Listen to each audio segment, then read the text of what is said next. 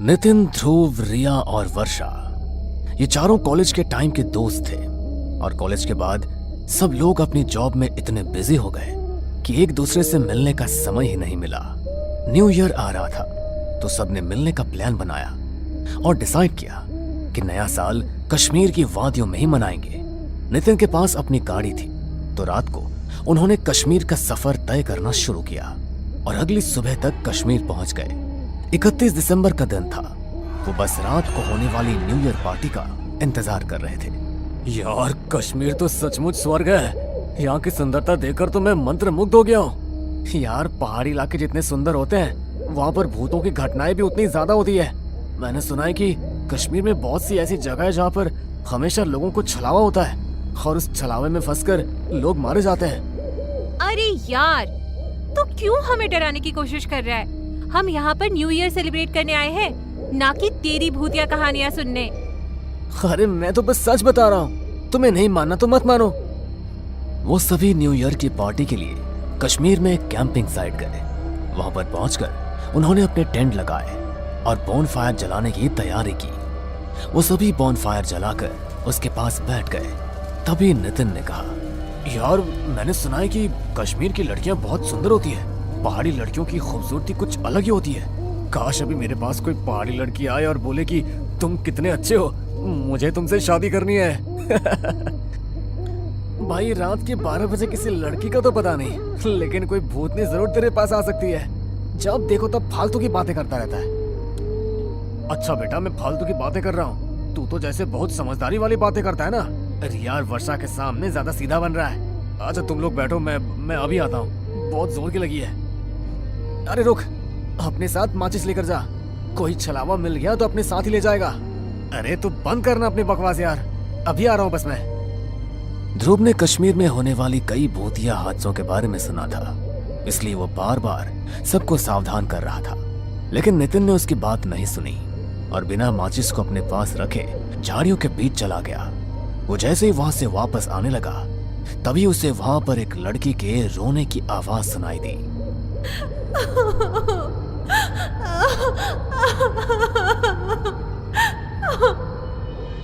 अरे, इतनी रात गए लड़की के रोने की आवाज। कहीं सचमुच यहाँ पर कोई छलावा तो नहीं है? जल्दी से निकलना पड़ेगा।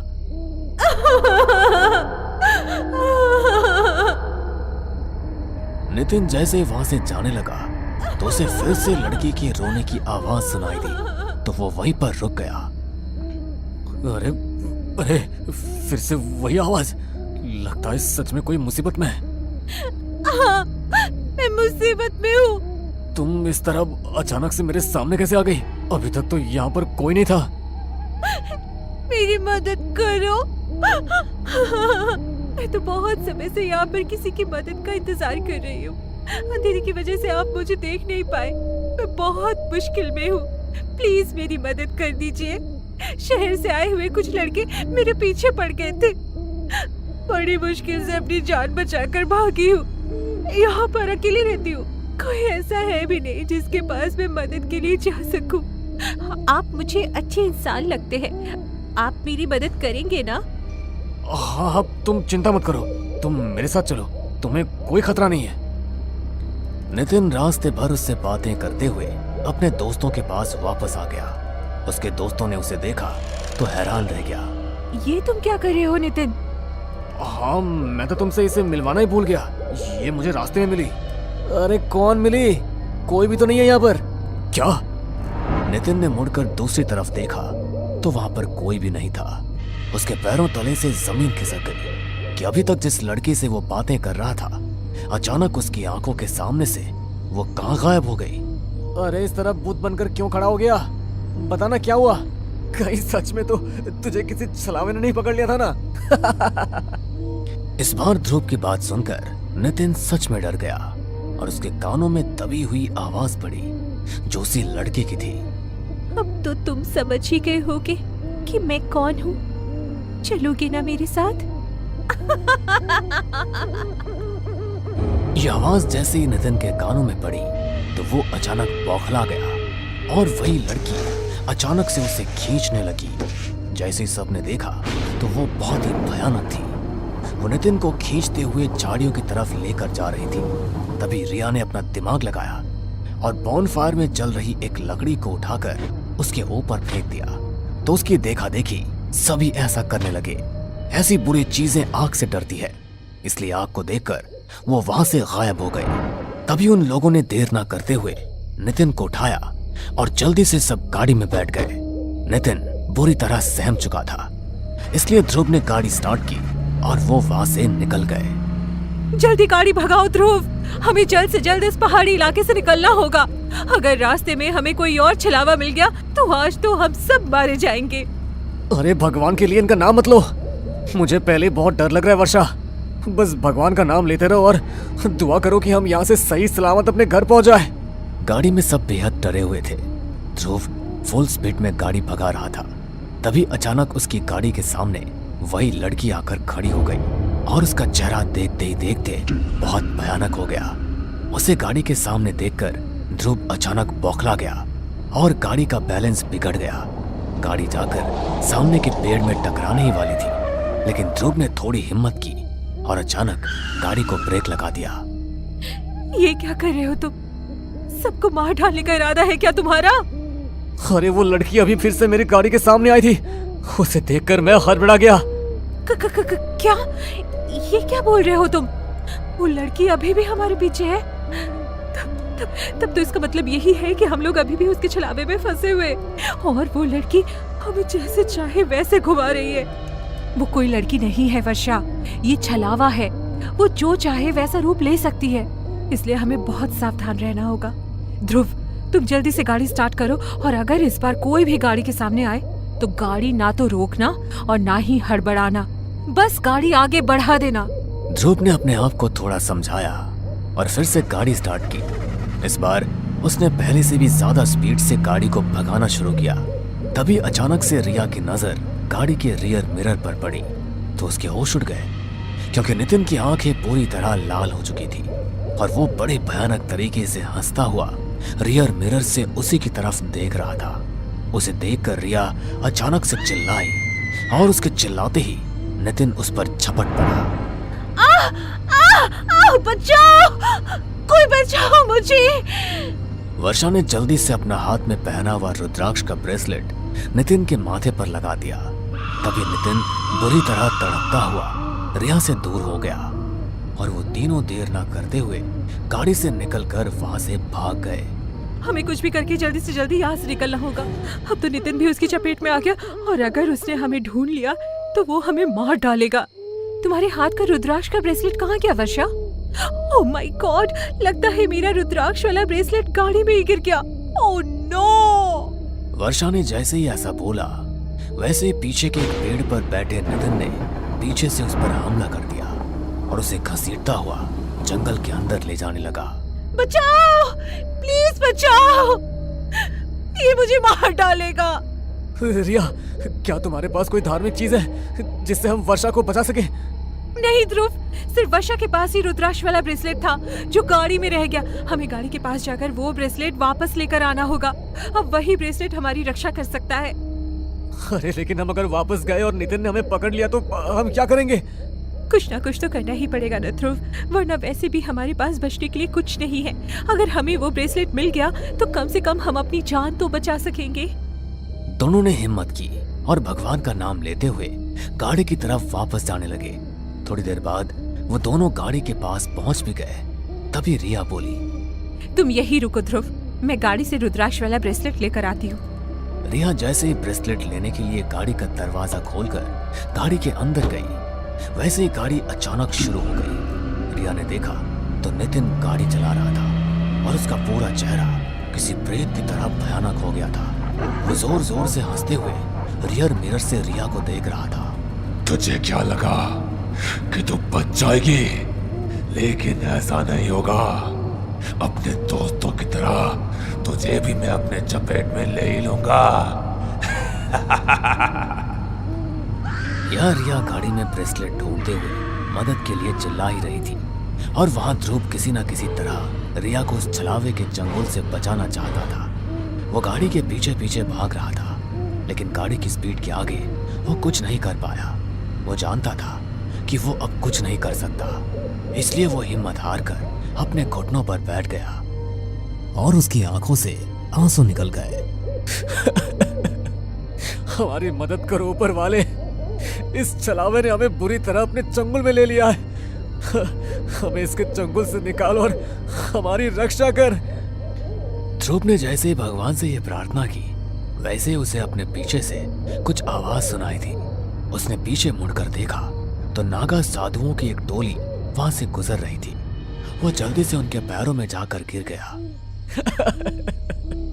मेरी मदद कीजिए बाबा, छलावे ने मेरे 3 दोस्तों को अपने कब्जे में ले लिया है।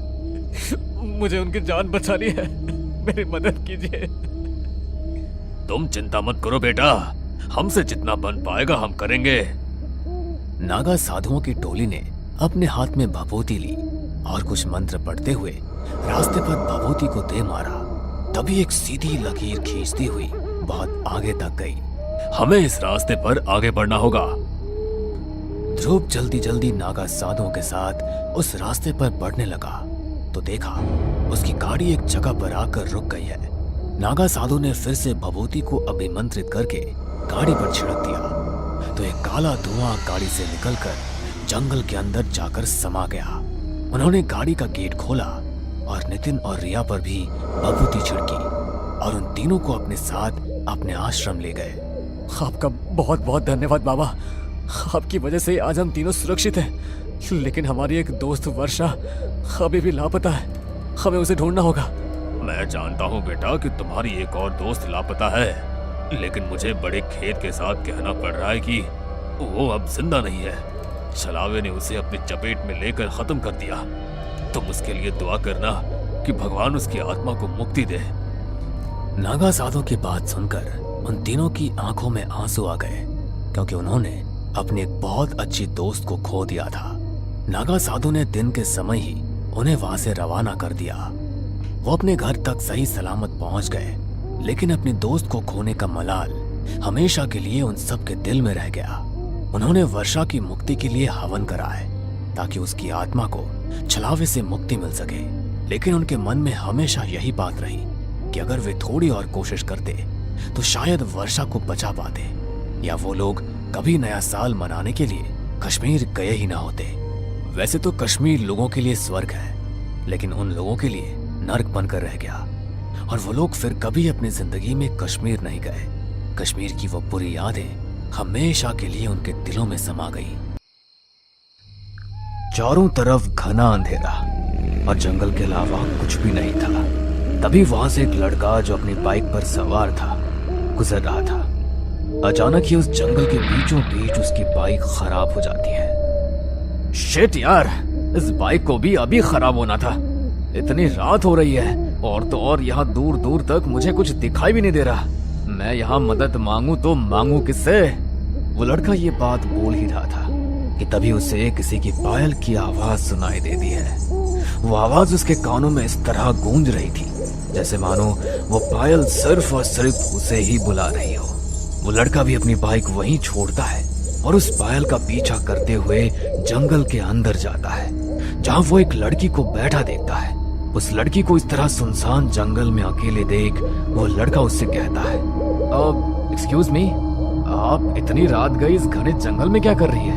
क्या अब आपको नहीं लगता कि इस तरह अकेले इस जंगल में ठहरना खतरे से खाली नहीं? उस लड़के की बात सुनकर वो लड़की अब जोर जोर से हंसने लगती है। उस लड़के को समझ नहीं आता कि वो इस तरह हंस क्यों रही है। वो उसे सवाल करता, तभी वो लड़की पीछे मुड़ती है। उस लड़की के चेहरे पर काफी सारे निशान थे और उसका चेहरा पूरा सफेद पड़ा था। उसकी आंखें काली थी। उसका ऐसा भयानक रूप देखकर उस लड़के की आवाज हलक में अटक जाती है और वो वहां से उल्टे पैर भागने की कोशिश करता है, लेकिन तभी वो लड़की इतनी तेज चिल्लाती है कि उस लड़के के कान से खून बहने लगता है, मानो उसके कानों के पर्दे फट गए हो। वो लड़का अपनी जान बचाते हुए वहां से भागने की कोशिश करता है, लेकिन तभी वो पिशाचिनी हवा में उड़ते हुए उसके सामने आ जाती है और हंसते हुए उससे कहती है, भाग के कहाँ जाएगा? किस हद तक भागेगा? लोग मेरे पास आते तो अपनी मर्जी से हैं, लेकिन वो जिंदा कभी नहीं वापस जाते।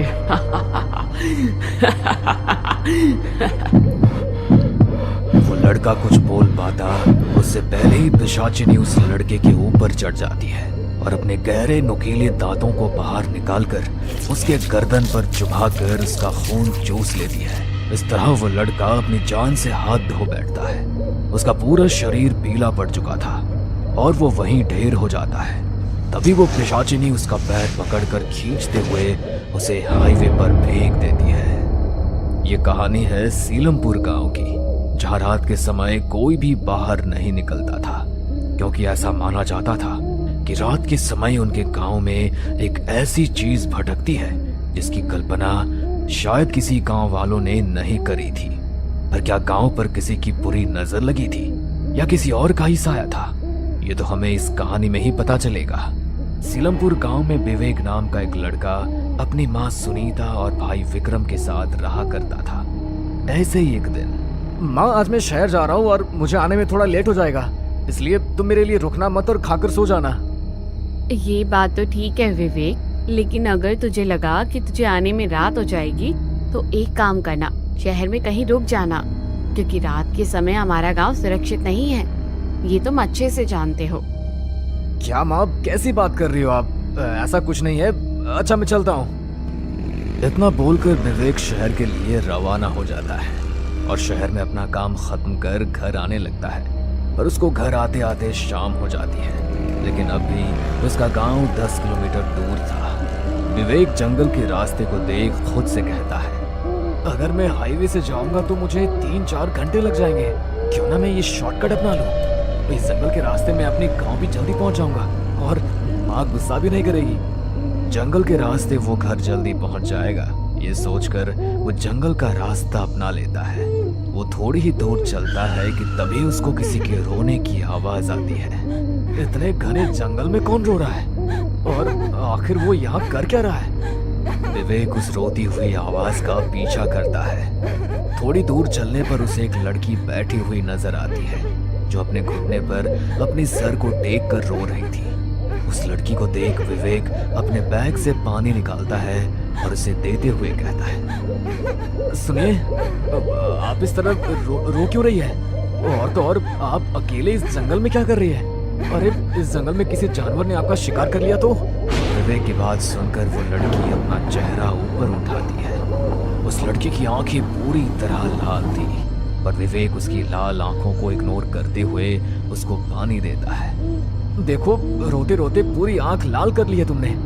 ये लो पानी पियो। मैं पानी नहीं पीती, मुझे पानी नहीं चाहिए। यार ये सही है, अपना गुस्सा तुम खाने पीने पर निकाल रही हो। एक काम करो, तुम मेरे साथ चलो।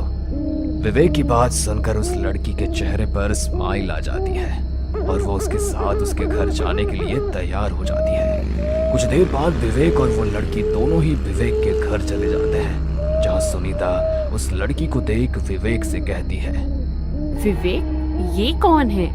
माँ ये कौन है ये तो मुझे भी नहीं पता, लेकिन ये एक लड़की है। तुम्हें पता है ये मुझे जंगल में रोती हुई मिली थी। जंगल में? तू जंगल के रास्ते से आया था? अरे तेरी बुद्धि पर पत्थर पड़ गया है क्या? एक तो तुझे इस लड़की का नाम नहीं पता, ऊपर से तू इसे जंगल से लेकर आया है। अरे नालायक, तुझे मालूम नहीं उस जंगल में एक पिशाचिनी रहती है जो लोगों का खून चूसकर उसको मार डालती है। कहीं ये लड़की वही पिशाचिनी तो नहीं है? हे लड़की, सच बता, तू पिशाचिनी तो नहीं है ना?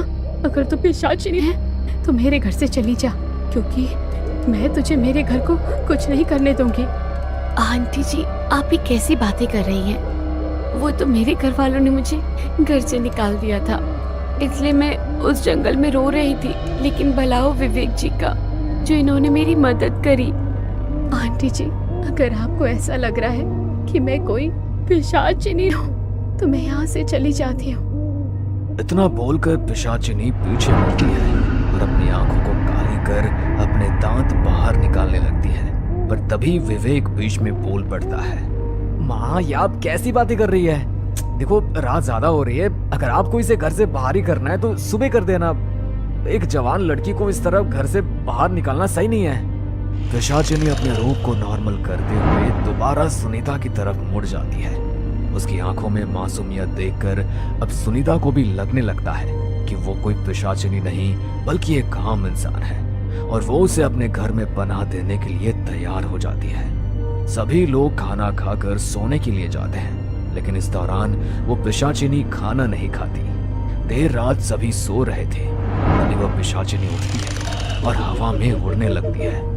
उसके काले खुले बाल हवा में लहरा रहे थे। वो पिशाचिनी उड़ती हुई सिर्फ और सिर्फ विवेक के इर्द गिर्द घूम रही थी। कुछ देर बाद पिशाचिनी आराम से विवेक के करीब बैठी है और धीरे धीरे उसकी गर्दन के पास अपने नुकीले दांतों वाला मुंह ले जाती है। अचानक विवेक की आंख खुल जाती है और वो इस लड़की को अपने इतने करीब देखकर एकदम उठकर पीछे हो जाता है। ये आप क्या कर रही थी? आप मेरे इतने करीब? वो मुझे माफ कर देना। मैं वो दरअसल मेरे पास कोई जवाब नहीं है, पर मैं आपसे प्यार करने लगी हूँ। इन कुछ घंटों में आपने जिस तरह से अपने घर वालों से मेरे लिए लड़ाई करी है और जितनी मेरी केयर करी है, ये सब देखकर मुझे आपसे प्यार हो गया है। विवेक कुछ कहता तभी वह पिशाचिनी अपनी आंखों को काली करती है। विवेक भी उसकी आंखों में खो जाता है और वो उसके सम्मोहन में आ जाता है। अब अगले दिन विवेक उस पिशाचिनी से शादी करने की बात करता है। माँ, मैं नेहा से शादी करना चाहता हूँ। मैं नेहा को प्यार करने लगा हूँ। मैं इसको अपनी पत्नी बनाना चाहता हूँ।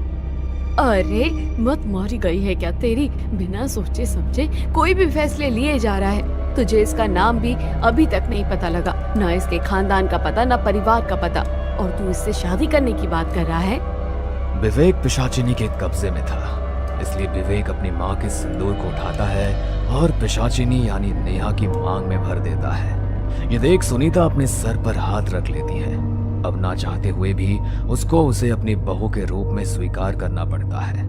देखते ही देखते 3 दिन गुजर जाते हैं और इस 3 दिन के दौरान विवेक के घर वालों को पता लगता है कि नेहा पेट से है। शादी को अभी 3 दिन भी ठीक से नहीं हुए और ये इतनी जल्दी पेट से है। सुनीता अपने ही सवाल का जवाब ढूंढने लगती है। वो जानना चाहती थी कि उसके घर में जो आई है वो आखिर कौन है। बस यही जानने के लिए वो देर रात उठकर अपने कमरे में बैठी होती है कि तभी उसके कानों में किसी की बुदबुदाहट की आवाज सुनाई देती है। वो इस आवाज को गौर से सुन रही थी और वो आवाज कहीं और से नहीं बल्कि बाहर गांव से आ रही थी। सुनीता अपने कमरे में खिड़की खोलकर बाहर देखती है, जहां उसकी बहू अपने बालों को खोलकर आसमान में उड़ रही थी और अचानक ही वो खिड़की के पास आ जाती है। सासू माँ, आखिरकार तुमने मेरी सच्चाई देख ली, लेकिन कोई बात नहीं, मैं हर उस इंसान को मौत के घाट उतार दूंगी जिसको मेरे सच के बारे में पता चलेगा। इतना बोलकर वो पिशाचिनी एक काले धुएं में तब्दील हो जाती है और खिड़की द्वारा अंदर आ जाती है और एक बार फिर वो अपना भयानक रूप ले लेती है। जिसके बाद वो पिशाचिनी अपने दांतों को निकालकर अपनी सास की गर्दन पर काटकर उसका सारा खून पी जाती है। लेकिन ये सब कुछ दूर खड़ा विक्रम देख लेता है। तुम मेरी भाभी नहीं बल्कि एक पिशाचिनी हो। माँ ठीक बोलती थी कि तुम कोई मामूली इंसान नहीं हो। मैं तुम्हारी सच्चाई सबको बता दूंगा। मेरी सच्चाई तू तब बताएगा ना जब तू सच बताने के लिए जिंदा बचेगा। विक्रम जैसे ही पिशाचिनी की ये बात सुनता है, वैसे ही वो अपने कदमों को अपने भाई के कमरे की तरफ दौड़ाता है और भागते हुए अपने भाई के कमरे में जाता है और अपने भाई को सब कुछ बता देता है। ये जानने के बाद विवेक को जरा सी भी हैरानी नहीं होती। मैं जानता हूँ विक्रम कि नेहा कोई आम इंसान नहीं बल्कि एक पिशाचिनी है। पिशाचिनी भैया, अगर आपको ये सब कुछ पता था तो आपने हमें कुछ बताया क्यों नहीं? हम लोग गांव वालों के साथ मिलकर इस पिशाचिनी को कुछ। विक्रम आगे कुछ कहता, उससे पहले उसकी नजर विवेक की गर्दन पर जाती है, जहां उसकी गर्दन पर पहले से ही दांत के निशान होते हैं। वो दांत का निशान देख विक्रम को ये समझते देरी नहीं लगती कि उसका भाई भी कोई मामूली इंसान नहीं बल्कि एक पिशाच बन चुका है। भैया, मैं समझ गया। इतना बोलकर विक्रम वहां से भागने की कोशिश करता है, पर तभी विवेक उसका पैर पकड़कर खींच लेता है और विक्रम वहीं गिर जाता है और उसके पैरों पर विवेक काट लेता है। लेकिन फिर भी विक्रम हिम्मत नहीं हारता और एक बार फिर उठकर भागने की कोशिश करता है और इस बार वो भागने में कामयाब भी हो जाता है और वो अपने सभी गांव वालों को इकट्ठा कर सभी को सब कुछ सच बता देता है। ये जानने के बाद सभी गांव वाले अपने हाथ में आग की मशाल लेकर आते हैं और विक्रम के घर को जला देते हैं। विक्रम के घर में विवेक और वो पिशाचिनी जल रहे थे, पर तभी वो पिशाचिनी अपने पेट पर एक जादू करती है, अपने पेट से अपना बच्चा निकालकर बाहर की तरफ फेंक देती है और इस तरह उन दोनों का अंत वहीं हो जाता है। लेकिन क्या सच में ये अंत था या यहाँ से शुरुआत थी एक नई कहानी की? हमें पूरा यकीन है दोस्तों कि आप लोगों को ये कहानी ज़रूर पसंद आई होगी। अगर आपके साथ भी कुछ ऐसे अनकहे किस्से हो चुके हैं तो प्लीज़ हमारे साथ शेयर करें, हम ज़रूर अपने चैनल पर उनको दिखाएंगे। हमारी ईमेल आईडी नीचे डिस्क्रिप्शन बॉक्स में दी गई है, तो प्लीज़ हमारे वीडियो और चैनल को शेयर एंड सब्सक्राइब करें और बने रहे हमारे साथ ऐसे ही अनकहे किस्से और कहानियाँ सुनने के लिए।